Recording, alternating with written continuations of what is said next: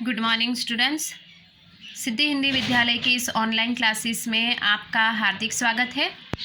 9th वाले बच्चों, अब हिंदी भाषा के भीतर हमारा ये जो पहला लेसन चल रहा है, ये दो बैलों की कथा और जिसके रचयिता है प्रेमचंद जी।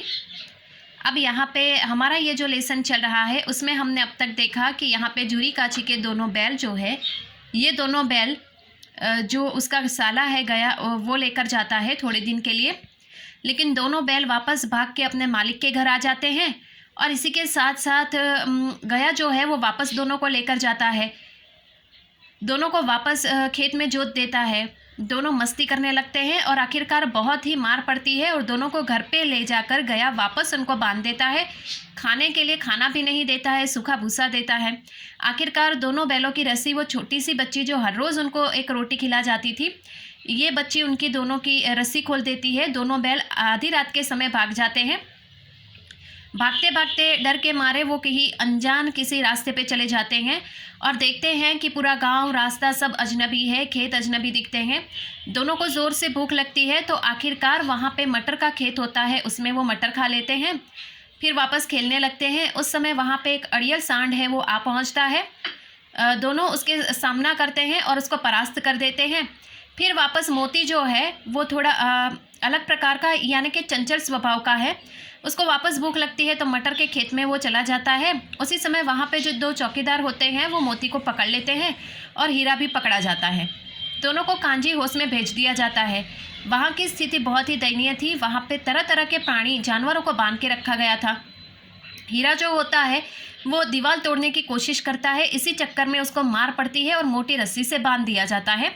और मोती है वो वापस कोशिश करता है, दीवार को तोड़ गिराता है और फिर सारे जानवर भाग जाते हैं। सिर्फ दो गधे वहाँ पे रुक जाते हैं।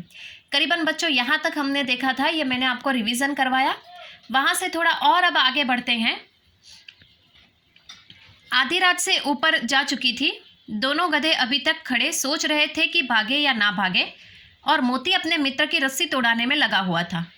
जब वह हार गया तो हीरा ने कहा, तुम जाओ, मुझे यही पड़ा रहने दो, शायद कहीं भेंट हो जाए। मोती ने आंखों में आंसू लाकर कहा, तुम मुझे इतना स्वार्थी समझते हो हीरा? हम और तुम इतने दोनों एक साथ रहे हैं, आज तुम विपत्ति में पड़ गए तो मैं तुम्हें छोड़कर अलग हो जाऊं? हीरा ने कहा, बहुत मार पड़ेगी, लोग समझ जाएंगे यह तुम्हारी शरारत है। मोती गर्व से बोला, जिस अपराध के लिए तुम्हारे गले में बंधन पड़ा, उसके लिए अगर मुझ पर मार पड़े तो क्या चिंता? इतना तो हो ही गया है कि 9-10 प्राणियों की जान बच गई, वे सब तो आशीर्वाद देंगे। यह कहते हुए मोती ने दोनों गधों के सींग से मार मार कर बाड़े के बाहर निकाला और तब अपने बंधु के पास आकर सो रहा। अब यहाँ पे क्या होता है, सारे के सारे जानवर भाग जाते हैं बच्चों। गधे दोनों वही के वही रुकते हैं। जो मोती है वो मोती हीरे को, जो यहाँ पे मोटी रस्सी से बांध दिया गया था, उसकी रस्सी छुड़ाने में लग जाता है। हीरा उसको कहता है कि ये रस्सी छूटेगी नहीं, तुम यहाँ से चले जाओ। किस्मत में अगर लिखा होगा तो हम कहीं ना कहीं मिलेंगे, भेंट होगी यानी कि मिलेंगे। हीरा जो यहाँ पे मोती कहता है हीरे की बात सुनकर कि नहीं, ऐसा नहीं हो सकता, मेरी वजह से तो तुम इस बंधन में पड़े। मैं मटर के खेत में खाने के लिए गया था और मेरी वजह से तुम भी मेरे साथ फंस गए। अगर इतनी अच्छी दोस्ती निभा सकते हो तो मैं क्यों नहीं? आखिरकार जो भी होगा वो दोनों साथ में भुगतेंगे। फिर क्या करता है, मोती जो होता है वो सींग मार मार के दोनों गधों को वहाँ से मतलब बाहर निकाल देता है, कांजी होश के बाहर, और वापस हीरे के पास आकर उसको छुड़ाने का प्रयास करता है। भोर होते ही मुंशी और चौकीदार तथा अन्य कर्मचारी में कैसी खलबली मची, इसके लिखने की ज़रूरत नहीं, बस इतना ही काफ़ी है कि मोती की खूब मरम्मत हुई और उसे भी मोटी रस्सी से बांध दिया गया। अब बच्चों यहाँ पे ये चौथे विभाग का ये जो था हमने पढ़ा, उसको समझा कि क्या हुआ। भोर होते ही यानी जैसे ही भोर यानी सुबह हुई, तो यहाँ पे ये समानार्थी शब्द है, भोर यानी सुबह, सवेरा, प्रातःकाल। जैसे ही सुबह होती है यहाँ पे मुंशी और चौकीदार आ जाते हैं, उनमें बड़ी खलबली मच जाती है, यानी वो सब परेशान हो जाते हैं। क्यों? क्योंकि बाड़े में जो बांधे हुए थे वो सारे के सारे जानवर भाग चुके थे और मोती की मरम्मत होना यानी बहुत पिटाई होना। मोती की बहुत पिटाई हुई और मोती को भी वहाँ पे मोटी रस्सी से बांध दिया गया। अब बच्चों यहाँ पे ये जो 5वां हिस्सा है, 5वां विभाग, हमने 1 से लेकर 4 तक के विभाग देखे। अब 5वां विभाग की शुरुआत होती है, उसमें क्या लिखा है वो देख लेते हैं। एक सप्ताह तक दोनों मित्र वहां बंधे पड़े रहे। किसी ने चारे का एक तृण भी न डाला। हाँ, एक बार पानी दिखा दिया जाता था, यही उनका आधार था। दोनों इतने दुबले हो गए थे कि उठा तक न जाता था। ठठरियाँ निकल आई थी। एक दिन बाड़े के सामने दुग्गी बजने लगी और दोपहर होते होते वहाँ 50-60 आदमी जमा हो गए। तब दोनों मित्र निकल गए और उनकी देखभाल होने लगी। लोग आकर उनकी सूरत देखते और मन फीका करके चले जाते। ऐसे मृतक बैलों का कौन खरीदार होगा।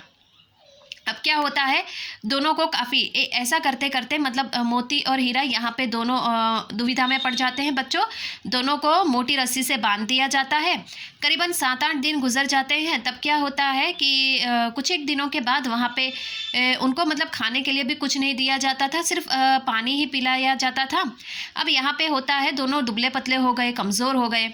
अब एक दिन क्या होता है कि कांजी होस के जो दरवाज़ा है उसके बाहर वो दुग्गी जैसी बजने लगती है और दोनों बैलों को अच्छी तरह से बाहर लाकर उसकी साफ़ सफाई की गई। लोग करीबन 50-60 आदमी इकट्ठे हो जाते हैं, बारी बारी से आते हैं, बैलों को देखते हैं और मन फीका करना यानी उदास होकर चले जाते हैं। क्यों? क्योंकि बैलों की खरीदी अब शुरू हो गई है और ये दोनों बैलों को खाना नहीं दिया गया, जिसकी वजह से उनकी देखभाल नहीं हुई और ये दोनों बैल दुबले पतले हो गए। अब दुबले पतले बैलों की कौन खरीदी करेगा, ऐसा सोचकर बच्चों सब चले जाते हैं। अब यहाँ से थोड़ा और आगे बढ़ते हैं। अब देखते हैं क्या होता है यहाँ पे।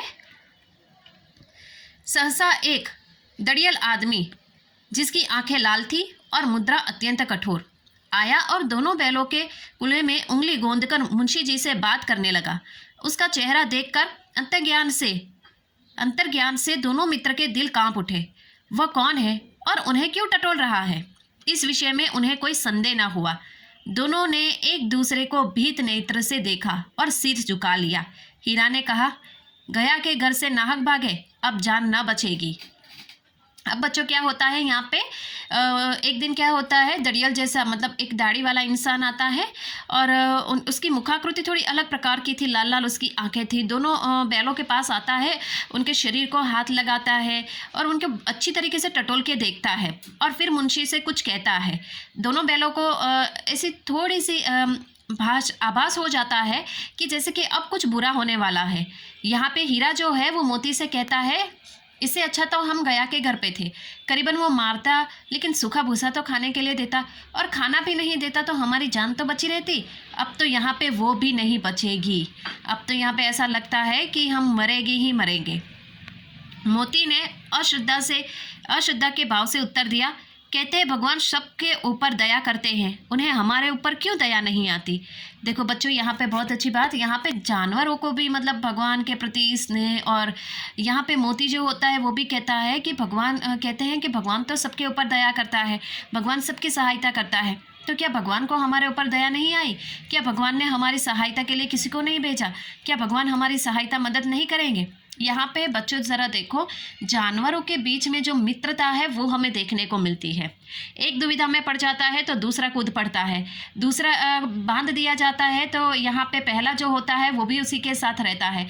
मतलब कहने का, जानवरों में अगर इतनी अच्छी मित्रता है तो हम तो आखिरकार फिर भी इंसान हैं। और इंसानों में कहा जाता है कि इंसान को भगवान ने बनाया है, तो इंसानों के बीच में इंसानियत का होना, अच्छी सोच का होना बहुत ज़रूरी होता है। तो बच्चों, आज की इस वीडियो में हम यहीं तक रुकते हैं।